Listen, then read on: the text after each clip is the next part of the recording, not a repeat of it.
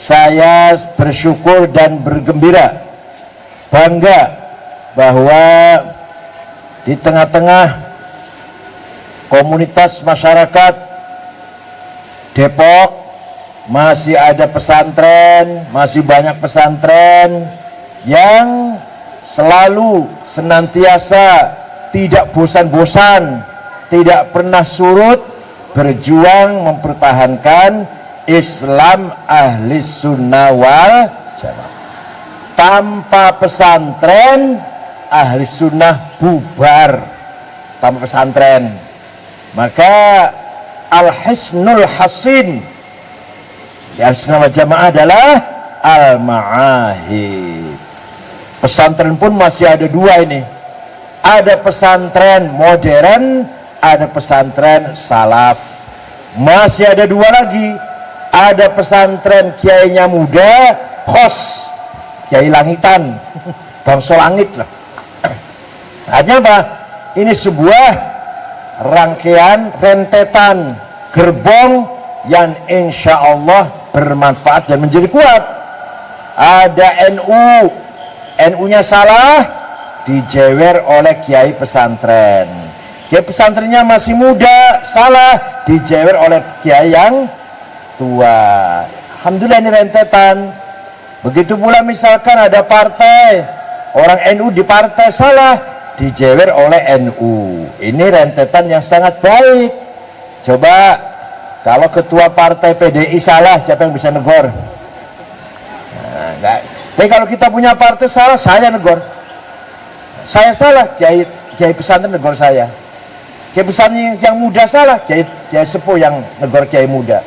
Itu merupakan strategi perjuangan ahli sunnah wal jamaah. Jangan kecil hati, jangan minder. Santri itu sejak dulu pejuang. Menang tak kalah nomor 2 lah. Tapi harus menang sih. Depok kalah terus. Siap menang gak ini? Siap menang gak ini? Yang namanya ada seorang santri, namanya Abdul Hamid. Siapa namanya, Bu? Ngaji Quran hatam dan ngaji kitab Fathul Qorib ditulis dengan tangannya sendiri. Sama siapa ngajinya? Kiai Hasan Basori, atau orang Jawa bilangnya Kiai Hasan Besari, Tegalsari, Ponorogo. Siapa itu Abdul Hamid? Santrinya Kiai Hasan Besari. Beliau adalah Pangeran Diponegoro, Abdul Hamid, putra Hamengkubuwono III yang dari istri Pacitan. Jadi istrinya Hamengkubuwono banyak, yang ini ada yang jadi pahlawan gitu loh, Bu. Ya kalau kiai istrinya banyak tuh lumayan, kalau nggak ini di sini. Kalau di sini kurang jadi, yang di sini jadi gitu loh.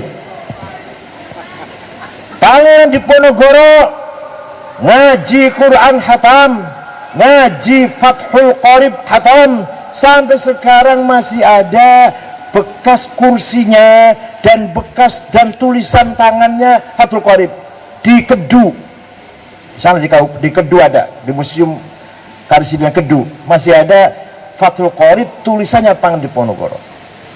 Pangeran Diponegoro melawan Belanda sejak tahun 1825 sampai tahun 1830. Belanda bingung bagaimana mengalahkan orang satu ini. Rapat di Den Haag sana, di Belanda rapat.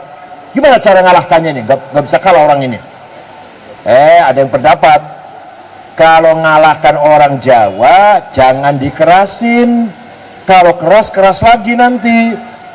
Tapi mengalahkan orang Jawa harus dihalusin, disanjung, dihormati, dijunjung-junjung, diangkat-angkat. Setelah itu baik, baru kalah itu. Betul, benar itu.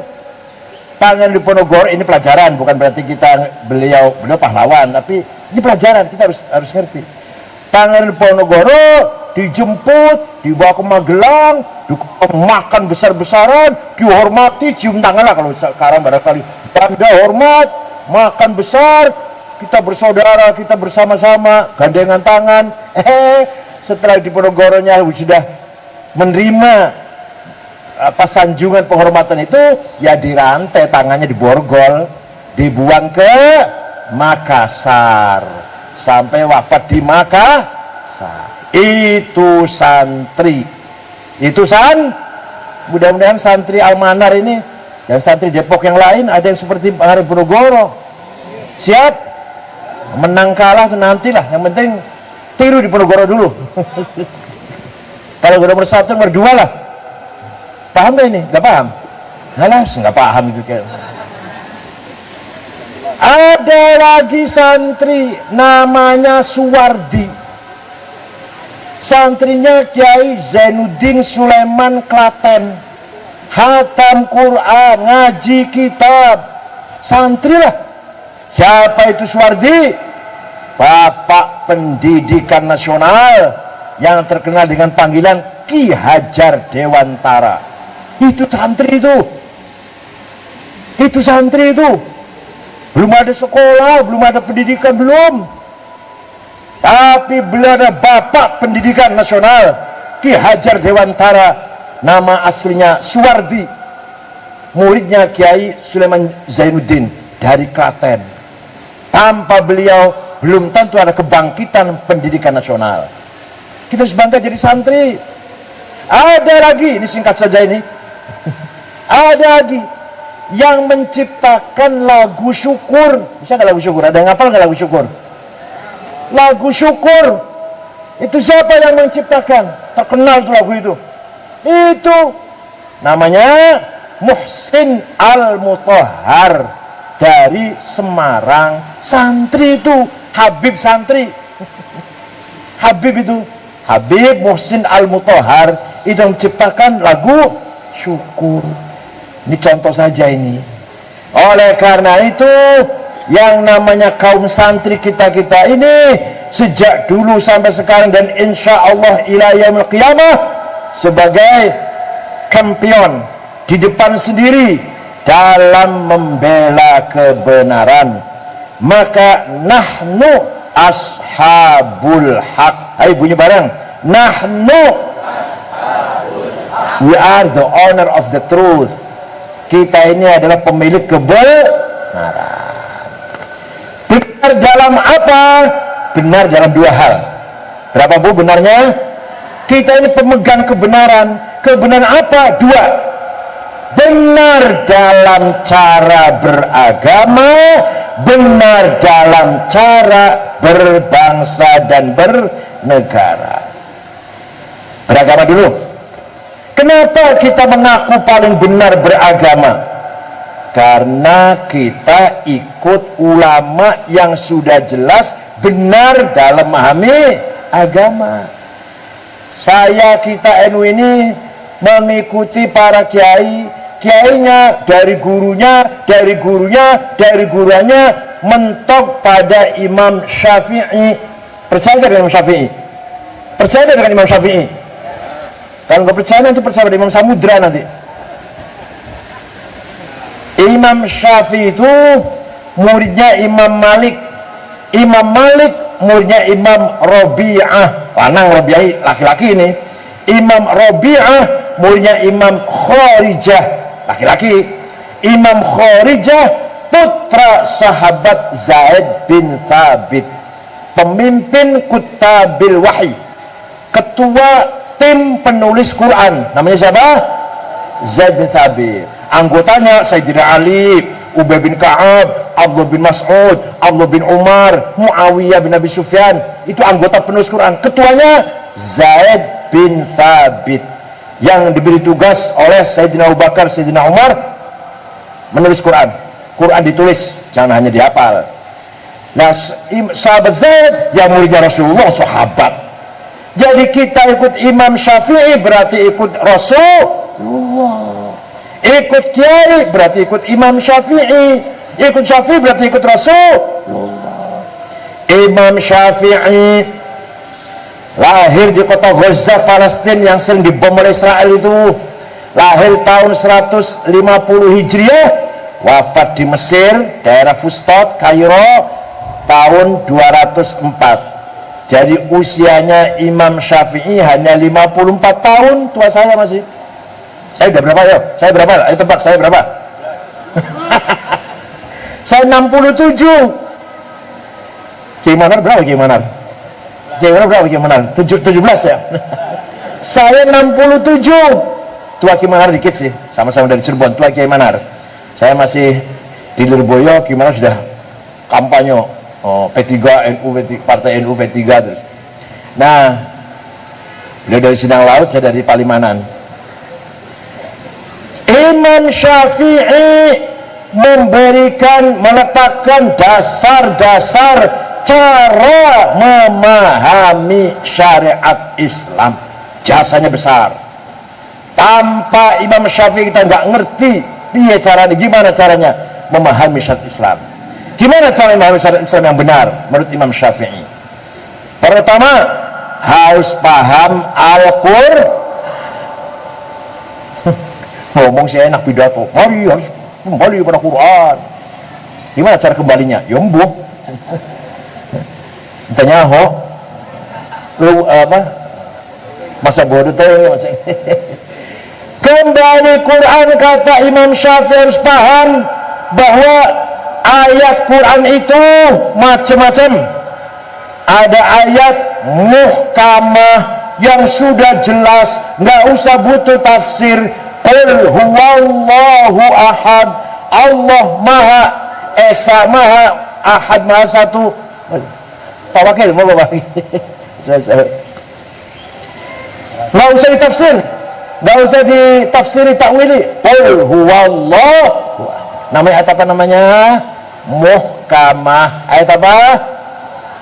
Ada lagi ayat mutasyabihah, harus ditafsiri karena belum jelas.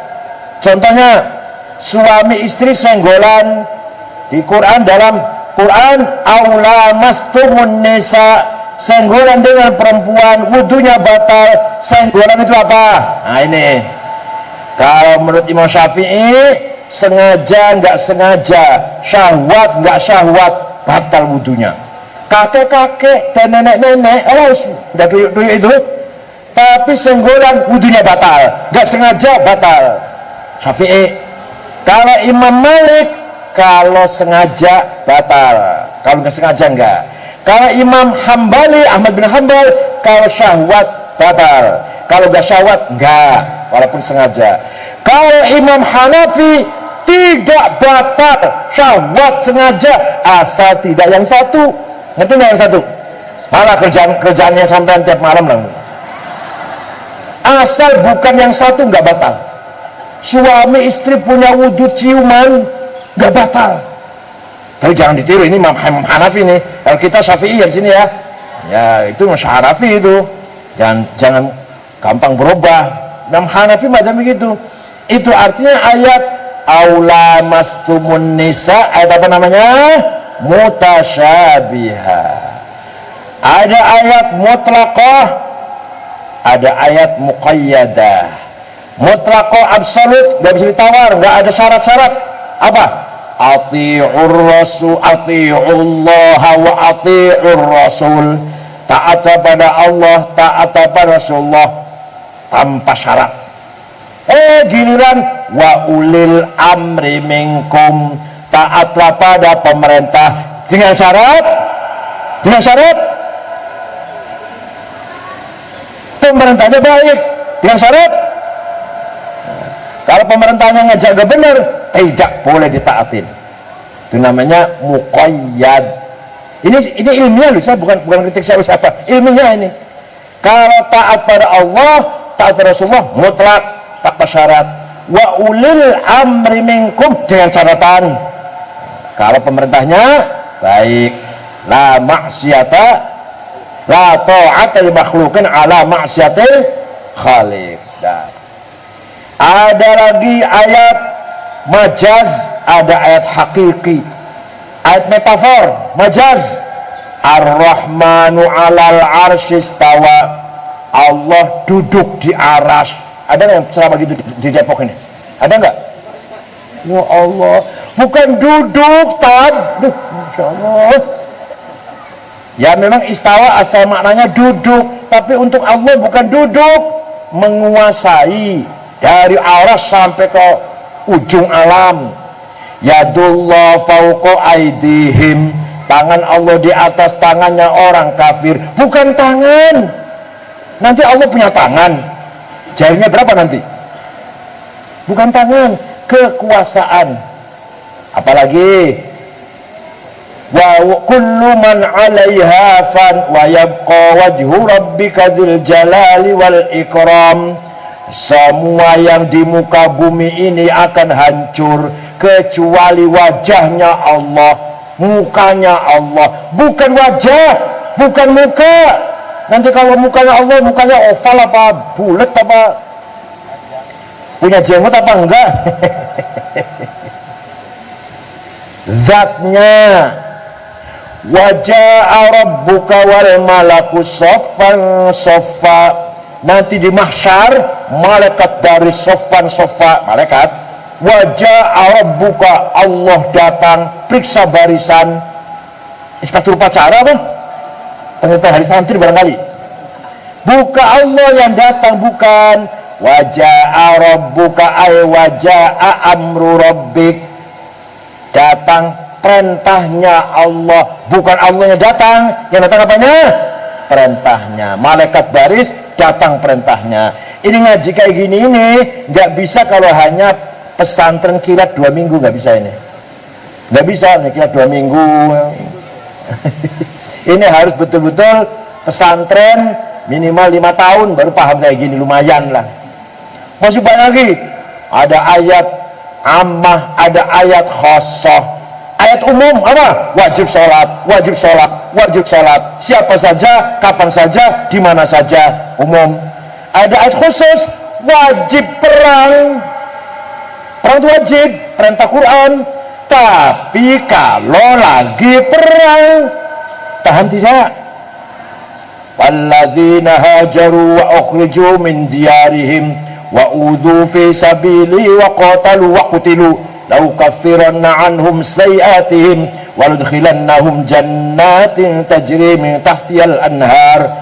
Barang siapa keluar dari rumah perang, membunuh di jalan Allah, perang, membunuh dan terbunuh, surga balasannya.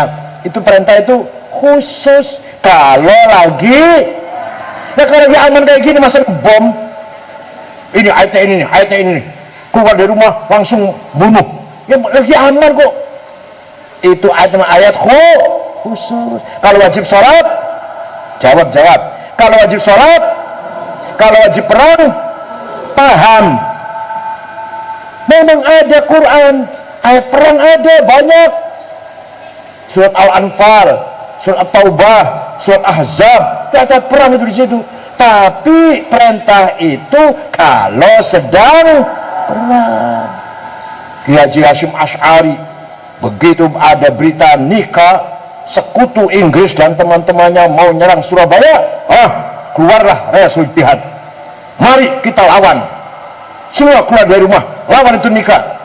Itu fatwa keluarnya tanggal 22 Oktober tahun 1945. Itulah yang jadi hari santri. 20 November perang, terjadi perang. Inggris pimpinannya komandannya Brigjen Malabi yang dari santri dipimpin oleh Kiai Abbas. Dari mana? Dari Depok. Dari mana Kiai Abbas? Jawabnya keras. Dari mana? Dari Buntet Cirebon. Komandan perangnya itu ya dekatnya Kiai Manar. Buntet ke Kiai Manar berapa kilo? 2 kilo paling.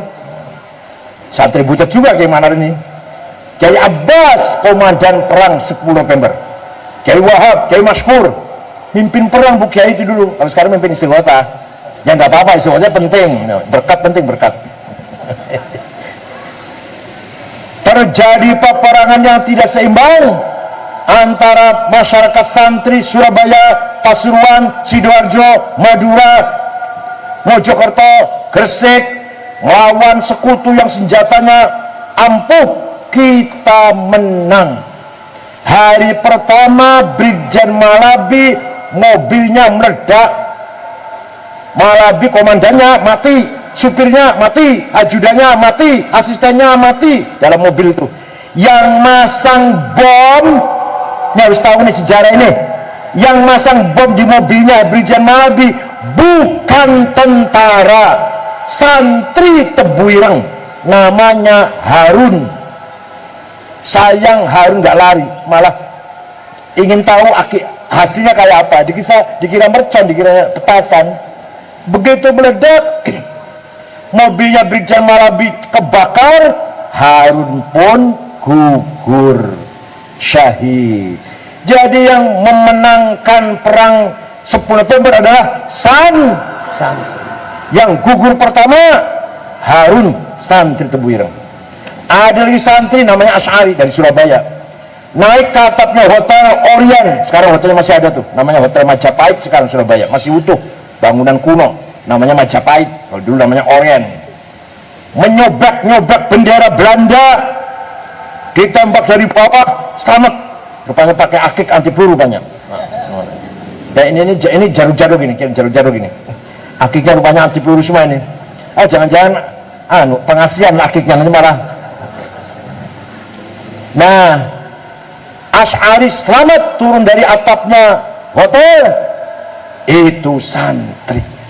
Walhasil, ini cerita ini, tanpa resolusi jihad Hasyim Asy'ari tidak ada perlawanan terhadap nikah sekutu. Tanpa perlawanan tidak mungkin proklamasi 17 Agustus 45. Kemerdekaan Indonesia akan berubah bukan tanggal 17 Agustus seandainya tanpa perlawanan dan menang. Itu jasanya Hadratus Syekh Kiai Hasyim Asy'ari, Nahdlatul Ulama, dan para paham betul? Paham enggak? Ya Allah, itu namanya ayat khusus. Harus perang kalau kita diserang. Nah ini nih Cina main-main dengan laut di Natuna ini, mulai kapal perang Cina masuk ke laut Natuna, kita udah siap, Panglima udah mengerahkan armada kapal perangnya, itu wajib kita lawan. Itu namanya kalau lagi perang ya kita harus perang gitu. Nah, ayat perang ada banyak. Kemudian tidak cukup hanya dengan Quran, harus paham hadis. Kenapa? Ini kenapa? Di Quran itu berulang kali perintah sholat sampai 62 kali. Aqimus sholah, aqimis sholah, aqomus sholah, yuqimunas sholah. Tapi tidak ada penjelasan sholat itu berapa kali. Di Quran nggak ada, Bu. Suka baca Quran nggak? Nggak pernah baca Quran sih ya, jadi sulit ya. Baca Quran nggak? Khatam? Apa dipilih cuma Yasin dan Tabarak dan Waqi yang paling? Alah, Yasin sampai kertasnya kotor ya. Kalau ibu baca Quran dari awal sampai akhir, tidak ada penjelasan sholat itu 5 kali. Nggak ada, ibu. Namanya zuhur, asar, maghrib, isya, subuh. Ada nggak itu? Ayat Quran bunyinya sholat 5 kali, namanya sholat zuhur, asar, maghrib, isya, subuh. Ada di Quran? Betul? Yakin? Jadi kalau ada ustaz pidato, mari kita kembali pada Quran, semua dari Quran. Nah ini aduh ya Allah, tat ya Allah. Mari kita kembali pada Quran, semua ada di Quran. Ya Allah, ini orang aduh tat. Ngajinya belum selesai 2 minggu itu cuma.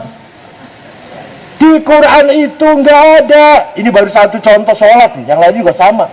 Baru contoh satu sholat. Sholat, wajib sholat, wajib sholat, wajib sholat, dirikan sholat. Tidak ada penjelasan sholat itu 5 kali. Namanya zuhur, asar, maghrib, isya, subuh. Adanya di hadis. Furidat alaikum khamsu maktubat, az-zuhur wal asar wal maghrib wal isya wal fajr. Apa itu? Quran? Hadis. Jadi mau tidak mau, gelem ora gelem, sam'an au karhan, tau'an au karhan, kita harus bersumber kepada hadis. Nggak cukup banyak Quran. Hadis pun ada macam-macam. Mutawatir yang nggak mungkin salah, nggak mungkin bohong, masyhur, terkenal, aziz, bagus, ahad, individual. Nah ini kalau cerita begini 2 tahun ini dikira murahan apa ya Allah? Sudah Quran, sudah hadis, belum cukup, kata lupa sudah, kata Imam Syafi'i. Kata siapa? Akal harus dipakai. Apa? Nggak cukup hanya teks nas Quran hadis saja, akal dipakai. Lah akal itu ada 2, akal kolektif rame-rame musyawarah, namanya ijma, apa namanya, konsensus. Imam 4 Abu Hanifah, Malik, Syafi'i, Hambali sepakat sholat itu seperti itu. Caranya sholat itu seperti yang kita lakukan. Beda-beda dikit, ada gini, ada gini, ada gini, dikit tapi caranya sholat seperti itu. Imam 4 sepakat. Caranya wudhu seperti itu, sepakat. Itu hasil ijma. Jadi prakteknya sholat, rukun sholat ada 17, takbiratul ihram, niat, berdiri, baca Fatihah, ruku, tumaninah, i'tidal. Di hadis entah ayat, apalagi Quran. Itu hasil apa namanya? Ijma'ul ulama.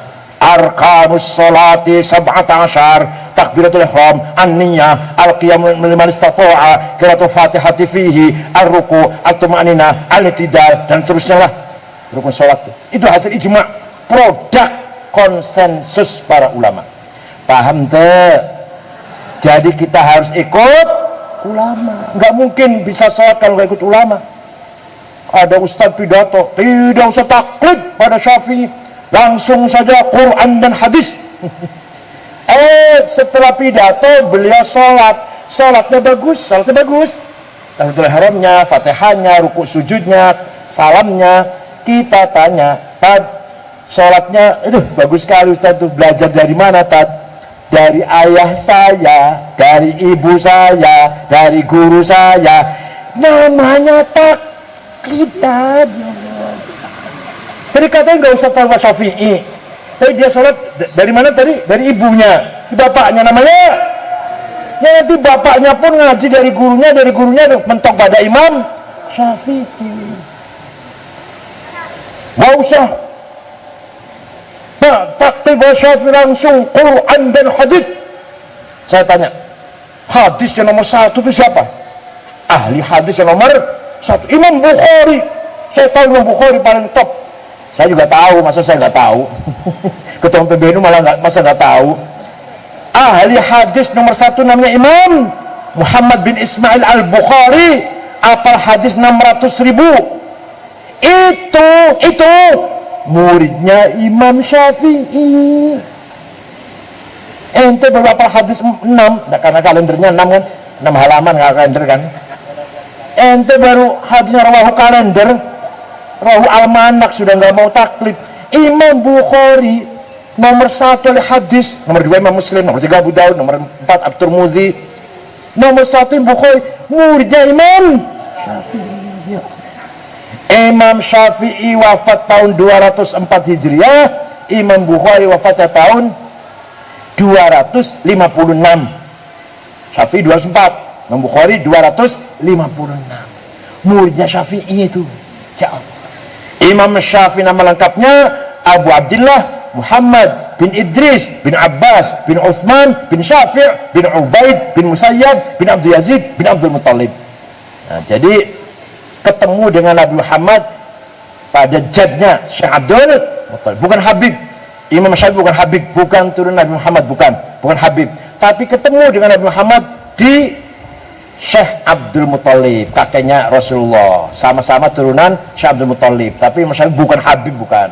Nah, sekarang akal individu, kalau tadi akal kolektif, akal sendiri-sendiri namanya qiyas, apa namanya? Analogi. Ada 9 kias itu. aulawi, burhani, mantiki, jadali, istiqra'i, tamthili, khitabi, syi'ari, iqna'i. Contoh, narkoba, ganja, halal apa haram? Yang keras jawabnya, halal apa haram? Haram? Ada di Quran? Quran mengharamkan? Kau tahu, kok bisa haram? Hadis ada? Rasulullah hadis, ganja haram, narkoba, ekstasi haram, ada? Nah, kau berani mengharamkan? Kau berani mengharamkan? Quran nggak ada, hadis nggak ada kok. Nah, disinilah pakai namanya kias burhani. Kias apa? Fakta. Bahasa Arabnya begini, bahasa Arabnya. Hadza muskir wa kullu muskirin khamrun wa kullu khamrin haram fahadza haram. Ini barang, misalkan ekstasi atau sabu-sabu, ini barang memabokkan. Setiap yang memabokkan masuk golongan khamr.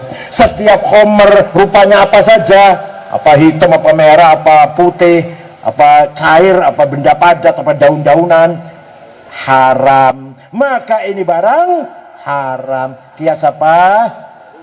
Coba kalau nggak pakai kias, nanti sabu-sabu halal, nanti di Quran nggak ada. Makanya jangan gampang-gampang, hati-hati ngomong. Mari kita kembali pada Quran dan hadis. Nanti sabu-sabu halal itu nanti. Ekstasi halal nanti. Di Quran nggak ada, di hadis nggak ada. Ada nggak? Inna sabu ada nggak? Qala Rasulullah al-ganja haram rawal Bukhari. Ada nggak? Maka harus pakai. Kita benar sudah, kita sudah paling benar sudah. Harus yakin kita ini benar. Kedua, kias aulawi. Kias apa? Nempeleng, mukul ayah ibu, boleh tidak? Di Quran nggak ada tuh, larangannya nggak ada. Nggak pernah baca Quran nggak tahu jadi. Di Quran nggak ada, jangan mukul ayah ibu ya, nggak ada itu, betul. Yang ada wala taqul lahuma uffi wala tanharhuma.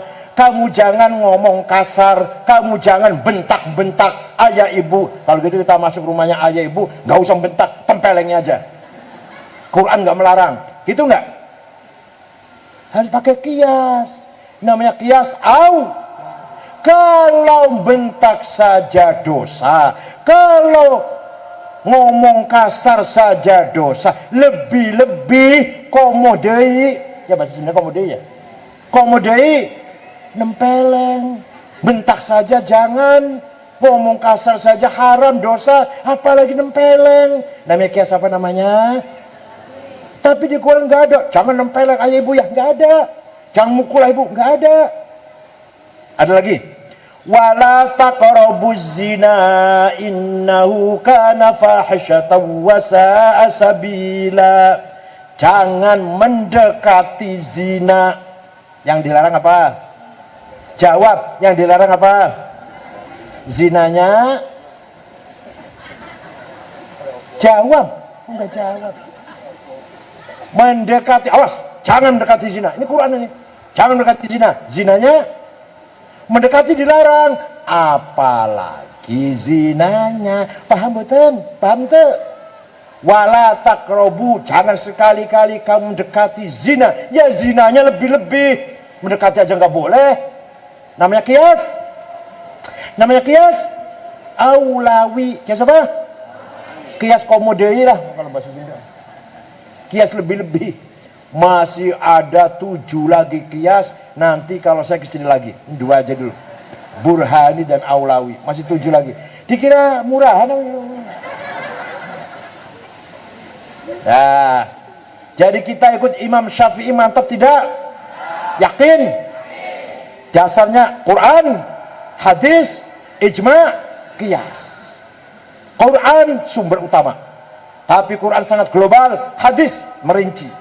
Hadis pun belum jelas, belum menjadi modifikasi, belum jadi sistem. Lahirlah ijma, lahir ilmu fikih, itu ijma, hasil ijma, ilmu fikih itu karangannya ulama, ilmu fikih itu produknya ulama. Hasil dari pemahaman Quran hadis. Lahir pula qiyas sebagai mujtahid individual tanpa kumpul, tanpa pertemuan mempunyai pendapat, namanya qiyas. Makanya kalau ulama NU bahas masalah 2 hari 15 masalah beres. Itu kalau munas itu pertanyaan apa saja dari bawah, hukumnya cloning gimana, hukumnya daur ulang kecomberan bagaimana, hukumnya 2 hari selesai. Karena apa? Kan sudah ngelotok, sudah tahu semua. Nah, kalau bukan ulama NU 6 bulan selesai enggak itu 15 masalah itu? 6 bulan selesai enggak itu kira-kira? Oh dah, itu kalau kita ingin benar dalam bersyari. Sekarang kalau kita yang benar dengan dalam berakidah, Imam Abul Hasan Al-Asy'ari, siapa? Wafat tahun 324. Beliau baca Quran bu, bolak-balik dari awal sampai akhir, balik lagi, ulangi lagi, menjumpai sifat-sifat Allah. Innallaha sami'un basir, Allah maha melihat, maha mendengar. Innallaha ghafurur rahim, maha pengampun, rahman rahim, kasih sayang, lah macam-macam, azizun hakim, maha mulia, azimun, ada semua. Tidak ada sifat wujud di Quran itu bu, tidak ada ayat mengatakan Allah itu ada. Lah Allah ada gak? Saya tanya, Allah ada tidak? Di Quran ada ayatnya? Gak ada. Innallaha wujud. Ayo ada gak ayat kita? Ayo ada gak? Lah aku bisa tahu Allah ini dari mana? Kok nggak bisa jawab ya? Ayo saya ulangi lagi. Allah ada apa tidak? Di Qurannya ada? Nggak ada. Yang ada Sami'un Basir, Ghafurur Rahim, Rahmanur Rahim, Al-Malikul Quddusul Jabbarul Qaharul Mutakabbir. Ada itu. Tapi Allah itu ada. Nggak ada Qurannya itu. Nah, Imam Asy'ari harus ikut Imam Asy'ari. Kalau nggak tahu nanti Allah itu ada.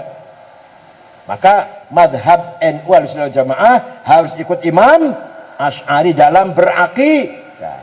Menurut Imam Abul Hasan Asy'ari, kita ini sebenarnya tidak ada. Kita ini sebenarnya, tapi kita ini diadakan oleh yang ada. Yang ada sebelum lapal ada, itu ada, sudah ada.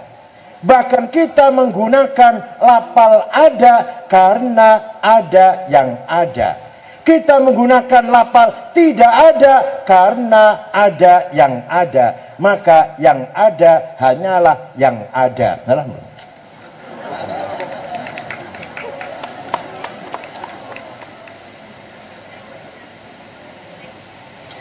Kita ini sebenarnya tidak ada. Ayo bunyi. Kita ini sebenarnya, tapi kita ini oleh yang ada sebelum kata ada itu ada, sudah.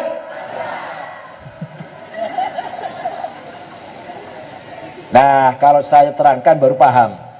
Nih, kata ganti pronon, kalau bahasa Arab domir, ada 3. Aku, bahasa Arabnya apa? Anak. Engkau, bahasa Arabnya apa? Anta. Dia, bahasa Arabnya apa? Huwa. Silahkan dipakai. Silahkan dipakai. Ana Said, ana Sulhan, ana Abdullah, ana Abu Bakar, ana Hasan, ana Dewi, ana Maryam, ana Fatimah. Dipakai enggak? Pakai enggak itu? Saya Said, saya Fatimah. Pakai enggak itu? Pakai. Seterusnya apa sementara? Sementara. Itu pinjam itu. Saya menggunakan kata saya Said. Alah, sekarang udah 67 tahun. Entah berapa tahun lagi nih. Ibu maunya berapa tahun maunya? Nggak jawab. Itu pinjaman. Aku Fatimah, aku Maryam, aku Abu Bakar. Pinjam itu. Mau berapa tahun pinjamnya? Jawab. Mau berapa tahun pinjamnya? 100. Masya Allah. Sudah tuyuk-tuyuk, nggak ada gunanya, udahlah, udah. Masya Allah.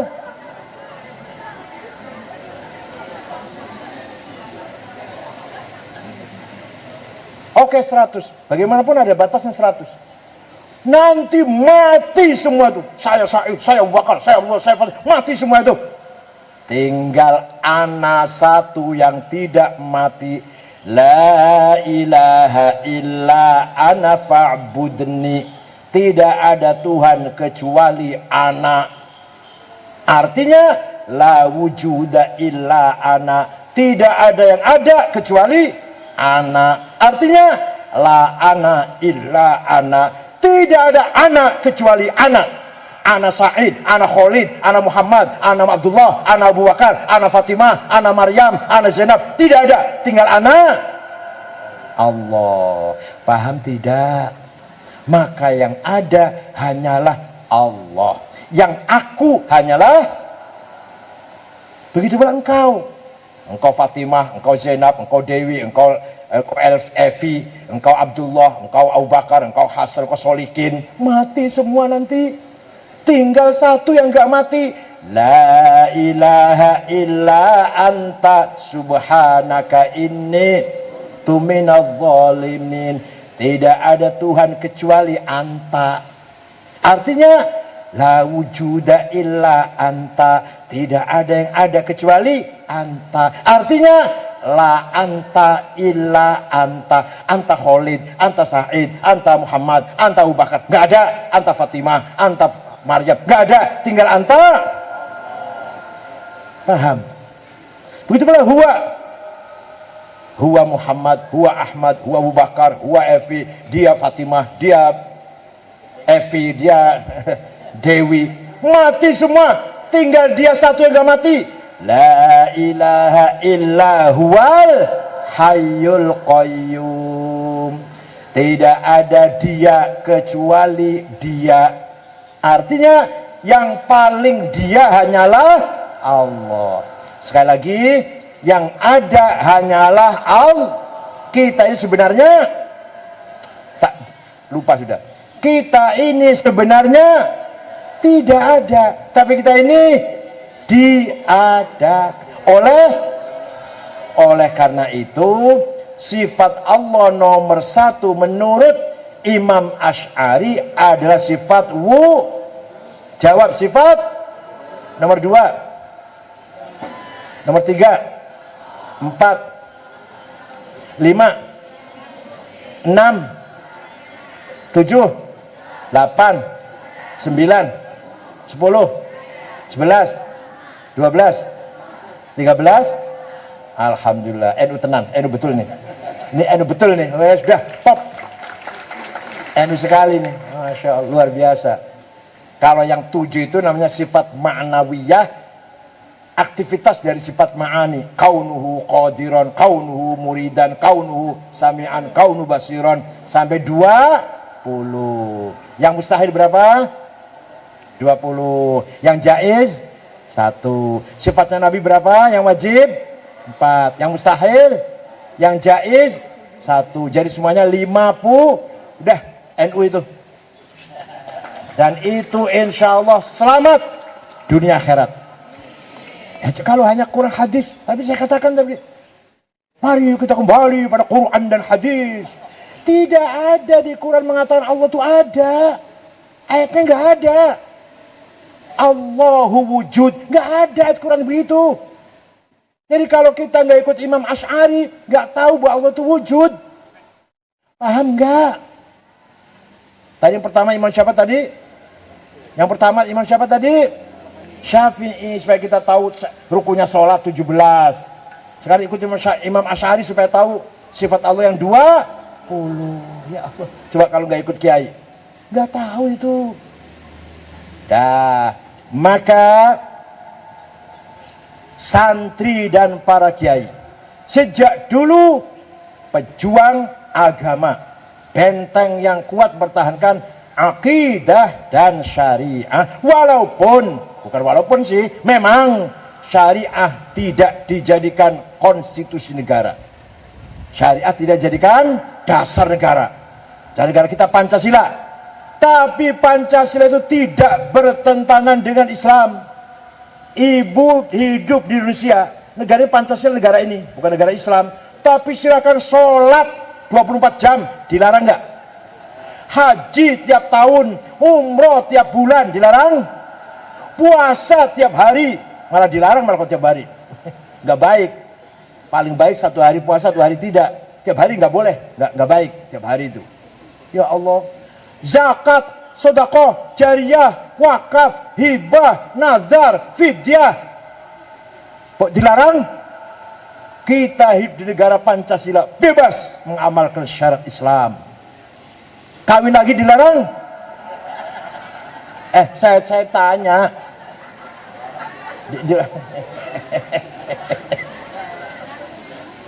Ya Allah.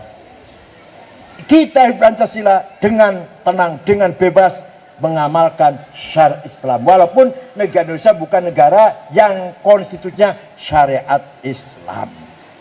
Nih ceritanya, kalau mau dongengnya nih. Tanggal 18 Agustus 45, sidang BPUPKI, di antara anggotanya Kiai Wahid Hasyim, bapaknya Gus Dur, di antara anggotanya. Sila pertama, ketuhanan yang Maha Esa, dengan kewajiban menjalankan syariat Islam bagi para pemeluknya. Yang dari Indonesia Timur orang Kristen gak setuju itu dengan tambahan 7 kata itu. Kalau dipaksa saya keluar dari Indonesia, mau berdiri sendiri negara. Kiai Wahid Hasyim bapaknya Gus Dur pulang ke Jombang karena gak ada WA, belum ada SMS. Pulang ke Jombang menghadap ayahnya Kiai Hasyim Asy'ari, cerita begini-begini. Kata Kiai Hasyim, nanti malam saya sholat dulu. Malamnya istikharah, besok pagi Wahid, saya setuju. 7 kata dicoret, saya setuju, kata Hasyim Asy'ari. Yang penting Indonesia ini kuat dulu. Indonesia kuat dulu, baru nanti kalau Indonesia kuat, mari kita berjuang dakwah di atas negara yang kuat persatuannya. Nah kalau belum udah bicara syariah, Afghanistan itu Soviet bubar, keluar, belum kuat, sudah bicara syariah, pro kontra, perang terus 40 tahun. Syariatnya nggak jalan, negaranya hampir bubar. Negaranya gagal, syariatnya juga nggak jalan. Cuma syariah nggak, kuat dulu Indonesia ini, baru bicara syariah nanti, belakangan. Paham tidak? Tapi Wahid Hasyim usul, di Indonesia jangan negara sekuler, harus ada manifestasi. Ada apa? Ada pemunculan, ada penampilan agama syariat apa? Kementerian Agama. Di situ ada haji, wakaf, nikah, talak, rujuk di Kementerian Agama kan? Itu kan? Jadi agama masih diurus lah. Haji diurus oleh negara, difasilitasi. Wakaf, nikah, talak, rujuk diatur negara. Jadi walaupun bukan negara Islam, ada nggak syariat Islam di sini? Ada tidak? Ada. Nikah, talak, rujuk, wakaf, haji masih diatur oleh negara. Karena negara kita bukan sekuler. Walaupun bukan negara Islam tapi bukan sekuler, masih ada manifestasi syariat Islam. Oleh karena itu, mohon maaf ini sejarah, mohon maaf ini. Bung Karno selalu mengangkat Menteri Agama dari NU. Menteri Agama pertama Wahid Hasyim, Kiai Mashkur, Kiai Ilyas, Kiai Wahib Wahab, Kiai Saiful Zuhri, Kiai Dahlan, terakhir Kiai Dahlan tahun 71. Nah begitu Orde Baru nggak ada NU, Mukti Ali, Alam Syah, Munar Syadili, Tanwi Tahir, Malik Fajar. Reformasi NU lagi, Kiai Tolha, Pak Agil Munawar, Pak Maftu Basuni, Pak Surya Dharma Ali, Pak Lukman Saifuddin. Sekarang NU enggak ya? Sekarang ya enggak tahu lah. Kenapa?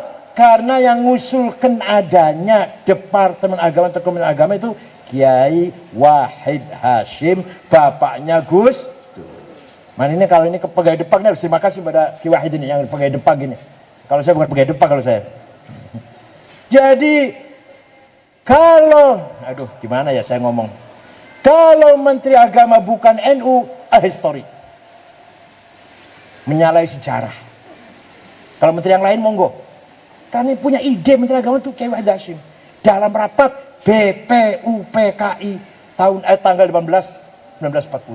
Paham betul? Ini bukan orang marah-marah, bukan ya, lagi ngomong aja, lagi unek-unek, bukan marah, bukan. Apa adanya, sejarah ini sejarah. Hadirin yang saya hormati. Nah, yang kedua, kita benar dalam berbangsa dan bernegara. Tadi kita benar dalam sekarang kita benar dalam berbangsa dan bernegara. Muktamar di Banjarmasin tahun 36, di Banjarmasin, Kalimantan Selatan, tahun 36, Kiai Hasyim Rawuh datang memutuskan bahwa Indonesia adalah Darussalam, bukan Darul Islam, negara yang damai. Darussalam artinya negara yang semua penduduknya saudara kita semua, sesama Islam saudara, sesama bangsa Indonesia saudara, sesama manusia saudara. Bapak dari mana? Dari Batak, dari Sumatera Utara. Saudara saya orang Kristen itu. Bapak dari mana? Dari Bali, orang Hindu. Saudara saya itu. Bapak dari mana? Dari Jogja, orang Buddha. Saudara saya itu. Paham tidak? Bapak dari mana? Cina itu, Konghucu. Saudara saya sebangsa dan setanah air. Apa namanya? Ukhuwah watoniyah. Ada manusia, saudara saya ini ketabrak mobil, harus kita tolong, kebanjiran, harus kita tolong. Mau kebanjiran tanyain dulu, Bapak Islam apa Kristen? Sudah ngap-ngap, udah akhirnya dari sini. Islam Pak, NU apa Muhammadiyah? NU Pak, PKB apa PKS? Wah ya, mati dulu itu. NU-nya garis ketua BPN, apa garis lurus? Mati dulu itu nanti. Lihat manusia yang butuh pertolongan, kebanjiran atau kecelakaan, wajib kita tolong. Sebelum tahu dia itu siapa, dari mana, agamanya apa, sukunya apa. Paham tidak? Semua manusia saudara kita semua. Itu prinsip Nahdlatul. Kita ini gak punya musuh, gak punya musuh. Musuhnya cuma satu, wala udwana illa 'alal zalimin. Ayo bunyi bareng. Wala udwana illa, tidak boleh ada permusuhan kecuali kepada yang melanggar hukum. Itu musuh kita itu. Bukan agamanya apa, sukunya apa, partainya apa, 01 apa 02, bukan. Musuh kita bukan 01, 02, bukan. Musuh kita siapa yang melanggar hukum, itu musuh kita. Perampok, pembunuh, pemerkosa, bos judi, bos narkoba, bos pijet. Ada nggak bos pijet sini ya? Apa? Pemberontak ya, saya semua musuh kita semua. Pejabat yang korupsi, itu musuh kita. Pelaku kriminal, musuh Islam apa non Muslim. Tapi kalau orang baik-baik, orang baik-baik, kita punya tetangga Cina, Kristen, baik kok. Bukan pembunuh, bukan bandar narkoba, bukan bandar judi, bukan koruptor. Saudara kita itu semua. Wala udwana illa 'alal. Alhamdulillah, pemerintah atau kita negara sudah punya undang-undang pesantren. Mohon maaf kalau saya sebutkan, bukan kampanye ya. Ini jasa perjuangan Partai Kebangkitan Bangsa yang mensukseskan undang-undang pesantren. Dan narasumbernya selalu kerjasama dengan, rapat bersama dengan PBNU. Dibahas sampai keluarlah undang-undang pesantren. Hari santri sudah, undang-undang pesantren sudah, tinggal satu ini, Kementerian Pesantren. Setuju nggak? Iya dong. Pesantren itu jumlahnya 28.000. Yang NU 22.000 lebih, yang lainnya bukan NU. Sudah harus ada kementerian sendiri itu. Santri ada jutaan ini. Karena apa? Karena kalau sudah punya undang-undang sendiri, berarti santri atau pesantren tidak ikut undang-undang Dikbud, tidak ikut undang-undang Kemenag. Jadi kita pesantren bukan bawahan Kemenag. Nah, ada nggak Kemenagnya? Ada Kemenag? Bukan bawahan Kemenag, bukan bawahan Kemendikbud. Ada nggak kepala dinas Dikbudnya, ada nggak? Kita sudah punya undang-undang sendiri. Bukan di bawah undang-undang Menteri Agama, Kementerian Agama, bukan undang-undang Kementerian Dikbud. Kita independen, punya undang sendiri. Nanti akan punya anggaran sendiri, punya APBN sendiri. Hati-hati kayaknya nanti masuk KPK semua nanti. Manajemennya harus serahkan pada yang ahlinya. Kayaknya tinggal oke saja. Paham ya? Sekali lagi, ayo kita apa kesimpulan saya ngomong tadi apa? Kita ini ashabul haq. Ayo, kita ini the owner of the truth. Kita pemegang kebenaran. Benar dalam apa? Al-haqquddini. Benar dalam cara beragama. Benar dalam cara. Kedua, al-haqqul watani. Benar dalam cara bernegara. Maka tahun 84 Gus Dur pertama jadi ketua PBNU menetapkan bahwa Pancasila adalah asas tunggal bangsa dan negara Indonesia. Itu keputusan menerima asas tunggal NU di Situbondo tahun 84. Paham betul? Benar tidak itu? Itu benar enggak itu? Benar tidak itu? Yakin benar? Nah, alhamdulillah kita ber-NU benar, maka saatnya Depok NU-nya bangkit. Saatnya apa? NU bang? Wong Nahdlatul itu mananya bangkit kok. Nahdlatul mananya bangkit, bukan tidur. Nanti Nahdlatul mananya tidur. Nahdlatul itu mananya apa? Bangkit, gerak. Nah, gerak dalam apa? Dalam agama dan kesatuan atau nasionalisme, cinta tanah air. Gerakan agama dan gerakan watoniyah. Gerakan diniyah dan gerakan watoniyah. Agama Islam, Ahlussunnah wal Jamaah kita bela. Negara Persatuan Indonesia, Pancasila, Bhinneka Tunggal Ika, Undang-Undang 45 juga harus kita bela. Karena kebenaran yang kita bawa dua, al-haqquddini wal haqqul watani. Mudah-mudahan Indonesia ke depan semakin sejahtera, aman, damai, akur, rukun. Wabil khusus Depok. Nggak pantas kalau Depok itu ribut-ribut, ada Kiai Manar, nggak pantas. Silakan pilkada, tapi harus dengan tenang, harmonis dan aman. Setuju? Nah, satu lagi harus menang gitu ya. Ya harus aman, tentram, damai, menang. Paham tuh? Paham nggak?